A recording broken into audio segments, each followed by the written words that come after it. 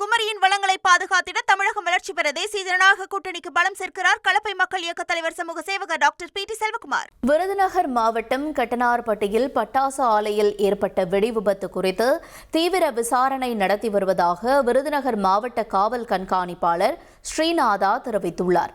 பட்டாசு ஆலையின் உரிமையாளரை தேட 4 தனிப்படைகள் அமைக்கப்பட்டுள்ளதாக குறிப்பிட்ட அவர், வெடி விபத்து நடந்த பட்டாசு ஆலை அருகே பொதுமக்கள் யாரும் செல்ல வேண்டாம் எனவும் அறிவுறுத்தப்பட்டுள்ளனர். எடுத்துகிட்டு இருக்கோம். இப்போ கம்ப்ளைண்ட் வாங்கி எஃப்ஐஆர் ரிஜிஸ்டர் பண்ண ப்ரோசஸ்க்கு போயிட்டுருக்கோம். நமக்கு நடவடிக்கை எடுத்துகிட்டு இருக்கோம். இது போக நம்ம கலெக்டர் சார் சொன்னபடி ஸ்பெஷல் டீம்ஸ் வந்து ரெகுலர் ரைட் பண்ணி நம்ம கேஸ் ரிஜிஸ்டர் பண்ணி அரெஸ்ட் பண்ணிகிட்ருக்கோம். நிறைய நடவடிக்கை போயிட்டுருக்கோம். இருந்தாலும் இந்த ஒரு அன்ஃபார்ச்சுனேட் இன்சிடென்ட் நடந்திருக்கும். நம்ம ஸ்ட்ரிக்ட் லீகல் ஆக்ஷன் நம்ம நடவடிக்கை ஜஸ்ட் கெட்டிங் இன்ஃபர்மேஷன். இப்போது வீட்டில் சர்ச் பண்ணுறது, அக்யூஸ்டு ஓனர் இவங்களெல்லாம் தேடுறது, இந்த மாதிரி பண்ணி போயிட்டுருக்கோம். நம்ம அவங்க கிடைச்ச உடனே உங்களுக்கு அப்டேட் பண்ணி. குமரியின் வளங்களை பாதுகாத்திட தமிழகம் வளர்ச்சி பெற தேசிய ஜனநாயக கூட்டணிக்கு பலம் சேர்க்கிறார் கலப்பை மக்கள் இயக்க தலைவர் சமூக சேவகர் டாக்டர் பி.டி. செல்வகுமார்.